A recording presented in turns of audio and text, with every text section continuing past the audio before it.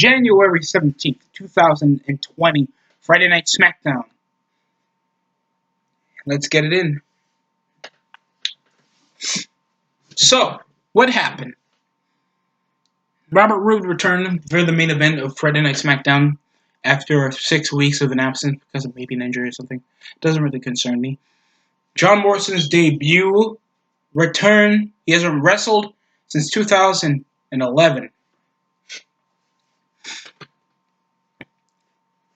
And Sasha Banks faced up against Lacey Evans. That did not happen anyway, because there was a backstage brawl after the Kane, Daniel Bryan, and Bray Wyatt situation earlier in the show after Kane came back for a return and issued himself back in the Royal Rumble. Now, here's the thing. I'm happy to see Kane back. It's been since he won the 24/7 championship back last year, like November. But as the mayor of Knoxville, not Kane, the big red machine, devil's favorite demon. It's him as the dude we mean, as at least the father of Corporate Kane. He is not doing a shot. I'm sick of people just announcing themselves into the Rumble. It's already the biggest event. People will pop bigger when you actually surprise them at the Royal Rumble. Even constant favorites keep doing this when they're part of the main roster. You are having a spot if you are one of the primary guys having the most screen time and you're in the Royal Rumble. That makes no sense for guys like AJ Styles, Randy Orton, R-Truth, Drew McIntyre to announce themselves at the Royal Rumble. It makes no sense. It's completely redundant. Guys like John Cena returning back from his shoulder injury when he was supposed to be back after WrestleMania 24. He comes back at the freaking Royal Rumble after an injury on Raw thanks to Mr. Kennedy. It was not Randy Orton. If you guys have the misinformation, you're retarded because it's been years now. It's been over a decade. And Edge after an ACL injury. Kevin Nash came out of nowhere because he was in decent ring shape.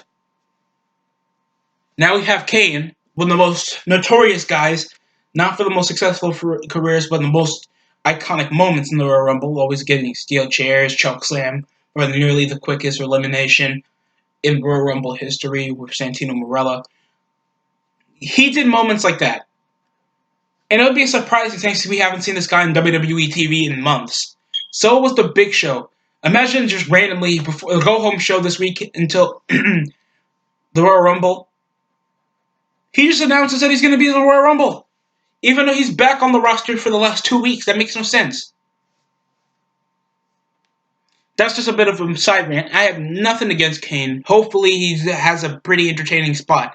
There was a time when Bray Wyatt was going over Kane, doing his little, hey, you, I'm scary, and I want your soul. And that's fine and good, a dual personality gimmick. And I told you, I thought this undersold. This was under when we saw my list review. I felt like they had a good job. And then later on, it just overbaked when you give him more screen time. It kind of ruins the mythos of the Fiend character. And it just ended up with him trying to surprise Kane. Daniel Bryan rips off the dreadlocks. It's a kind of cool moment when he said, took you long enough. And it was Daniel Bryan coming with a running knee on Bray Wyatt and then ripping off his hair for the match so they could have more build-up. So what they're doing maybe for the final week for the Royal Rumble, they're just going to bring like Team Hell No back for 1 week. I just don't care at this point because there's always reunions for tag teams in this freaking show. So I have nothing really. Because to be honest, I found Team Hell No the most entertaining part of Raw from back then. So it's a bit hypocritical, but you can understand. I don't like when they bring an old gem back, even though it's already old and dirty, and kind of lessens its usefulness after one part of being used for something already from years ago. So there's no point of bringing back that gem. Make a new one. So stuff like that kind of bores me. I did not like. The segment was cool. So interestingly enough, Kane is back to assist Daniel Bryan with the Fiend, and he announced for the match stipulation to be a bull rope match. They don't even call him the People's Champion anymore. Somebody's article is freaking stupid right now. The Planet Champion. He hasn't called himself that in like a year now. In like several months. So that's going to be interesting enough. At least it's going to be a different title stipulation than Falls Count Anywhere. Like, we need another Brawl Fest with Baron Corbin and Roman Reigns again. It's been since after the tournament that these guys been feuding. And ever since then, I want to feel like Baron Corbin's a good heel, thinks nobody likes him. But it's a pure thing of Baron Corbin ripping off other wrestlers' lines, regurgitating the same old phrase. Like it isn't when Paul Heyman said this every time whenever Brock Lesnar wasn't on TV.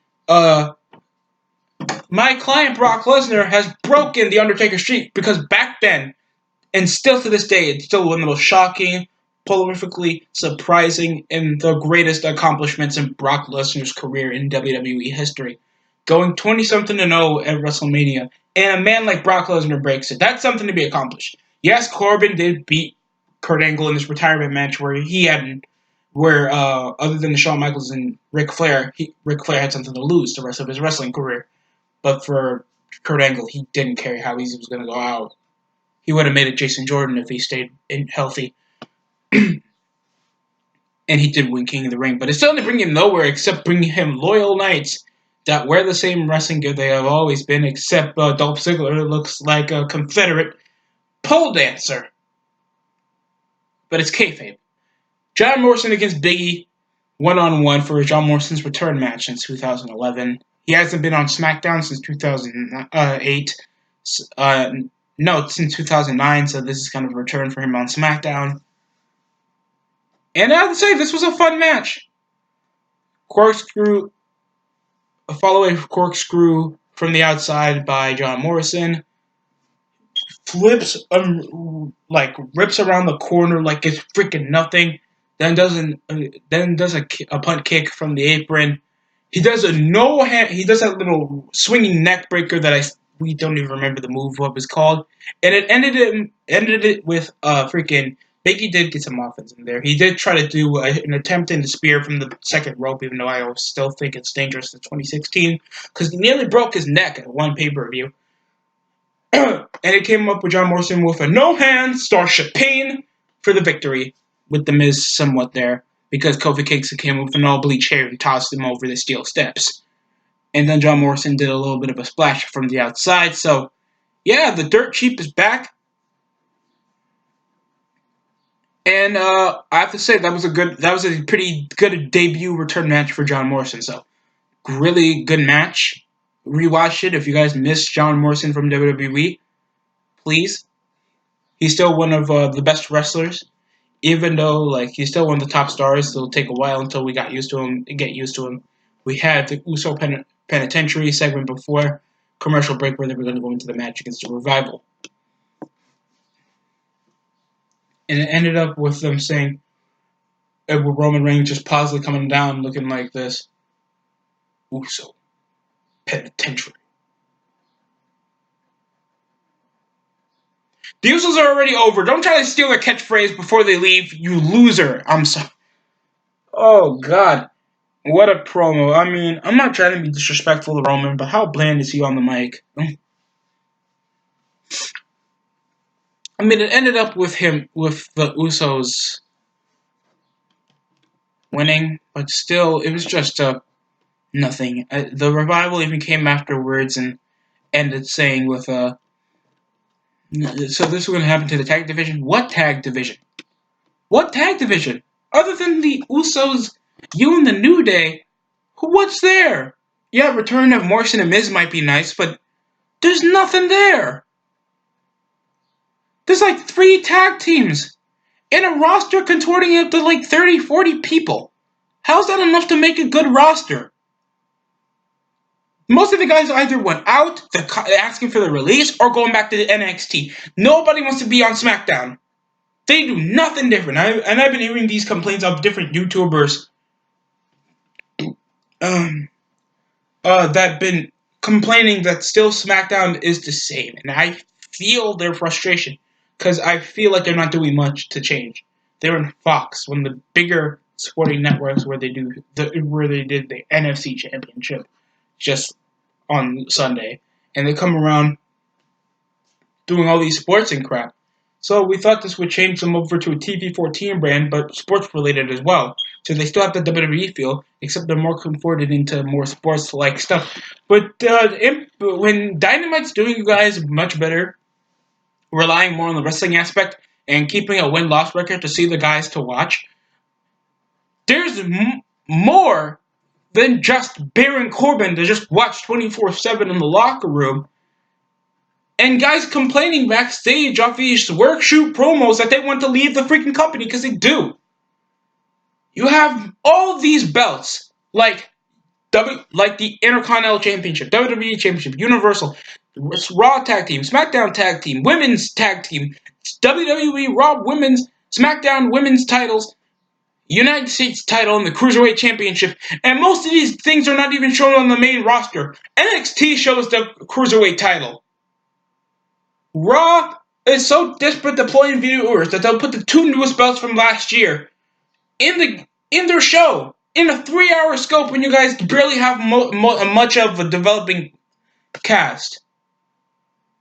You guys obviously don't care. You guys don't produce factions. Don't rely more on tournaments. Like do anything that makes it at least sports-like or at least competitive form of anything. Or if you're still trying to go the drama route, you guys aren't doing anything to come forward a story at all. The most entertaining part of freaking SmackDown is either Elias or Otis and Mandy Rose little crush storyline going on. No one cares about what's going on for the rest of WWE because it's either controversy, crappy booking plans, or dream booking fans by the smarks. There's no other reason to watch SmackDown other than if you like John Morrison. And Big E's shocker attempt to try to think he's non-PG, and he'll just cut it off with a simplistic line to make it less corny. And the DUI Usos are back. They're after the revival promo. The cameraman moved up to Bayley and Sasha Banks fighting back, but it ended up with Sasha Banks with a leg injury. So instead of Sasha Banks against Lacey Evans, it would be Bayley against Lacey Evans. And it ended as sausage with Bayley picking up the victory. So the feud didn't even end with a title defense. Lacey Evans came with the win. My fault. It came off Irish whip into a woman's right. I'm a feminist. What you want? A woman's right to win this match. Lacey Evans wins over the women's right. We're focusing more on the ankle. The biggest part was a running knee over the barricade to Lacey Evans. Then we just went into wrestled.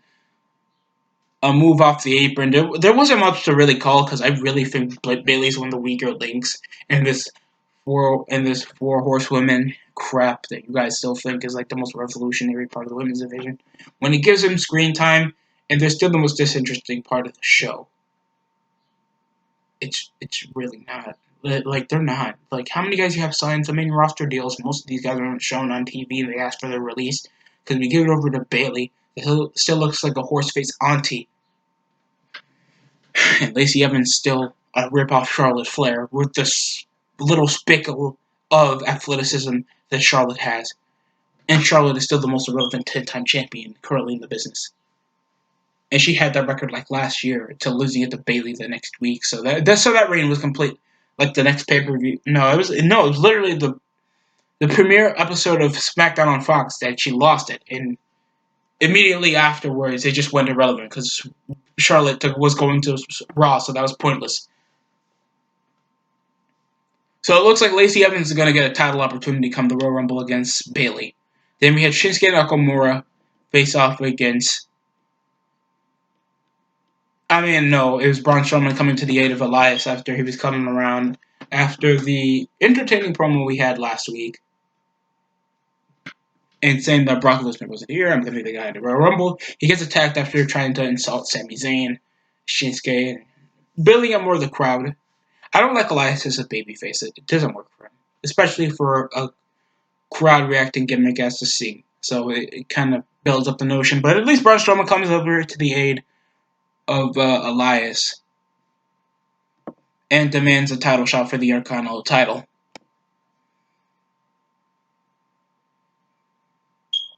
So that was pretty much it. I really didn't care.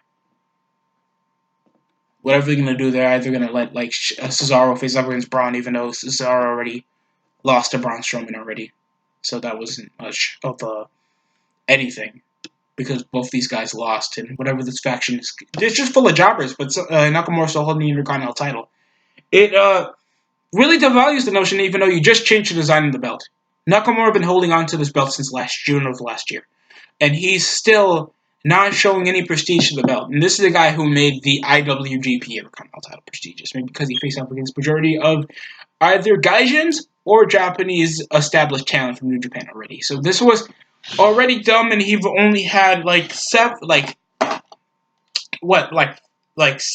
months holding that belt, and still no one cares.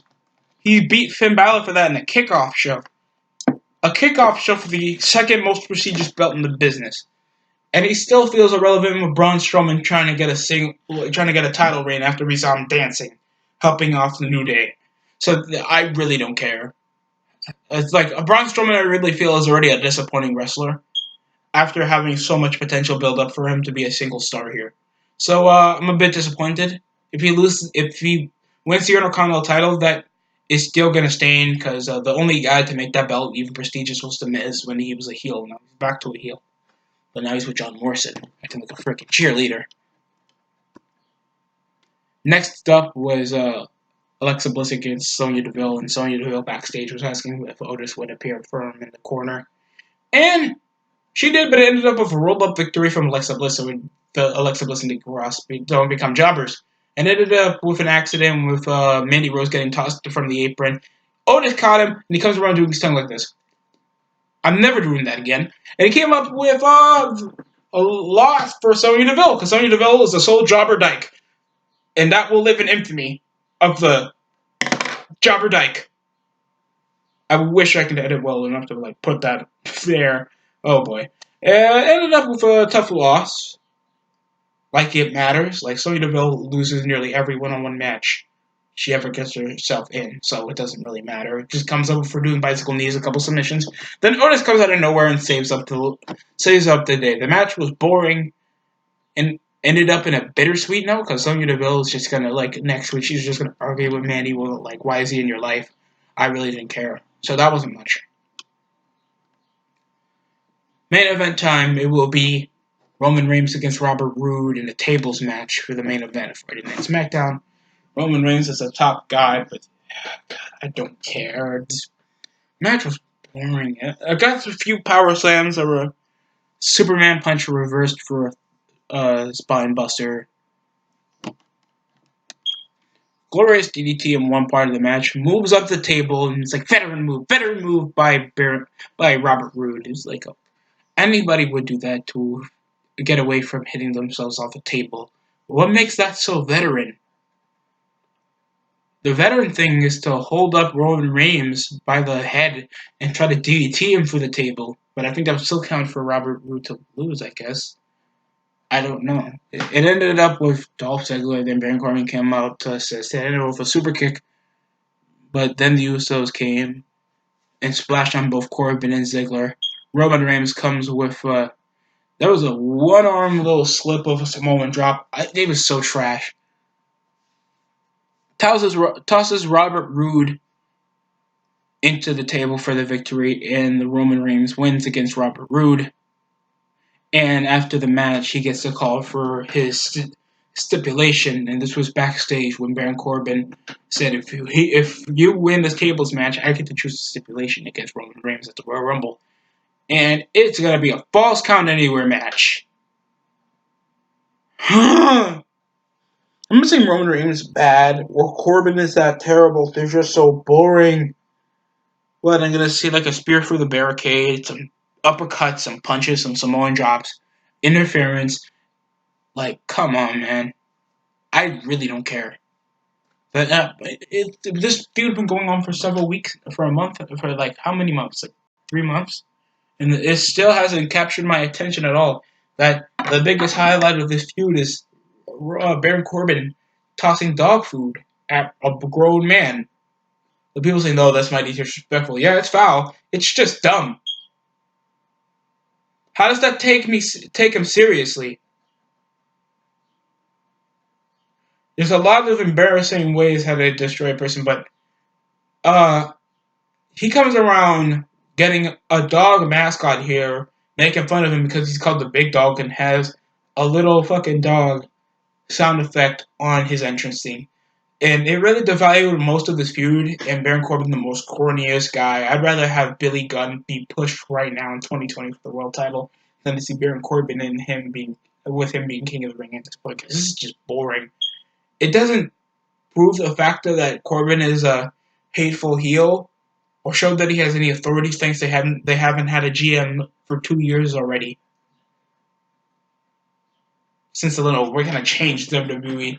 Let's make sure Shane McMahon hasn't been on TV in months.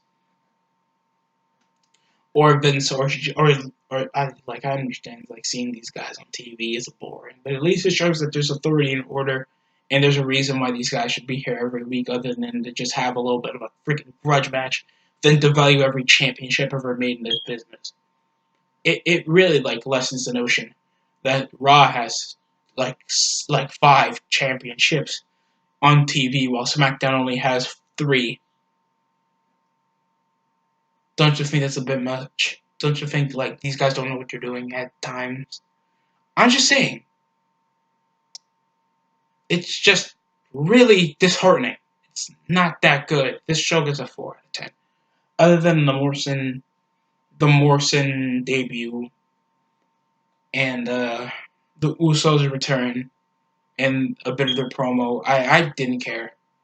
Otis was also entertaining, but that didn't help the show become like a boring tracksuit of Corey Graves just feeling like he commentates from NXT. And just a really boring main event. And it was a tables match. And the segment with Shinsuke Nakamura and Sami Zayn just go to waste just for Braun Strowman to have his title match. So I didn't really care. The show just shows no promise. And this is the second last show before the go home show till the Royal Rumble. So they're not doing much to build up there. So all I can say is just get ready for next week. Hopefully that's better.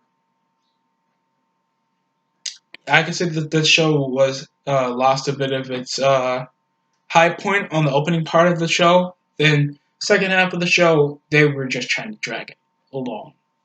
That's all I felt like it was.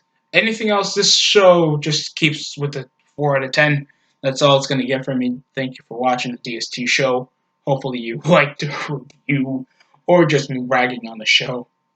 CM Punk's supposed to be back on Talking Smack this week, so yeah, I guess you guys can be optimistic of that for what he's going to say after the controversy. Taking over like Saudi Bud money, calling somebody a dork, so that's going to be fun. So yeah, that's enough from me. Thank you for watching. Hopefully you subscribe for more content. And I would love if you guys type down a comment, up with like feedback, or your own opinion on how you felt about the show yourself.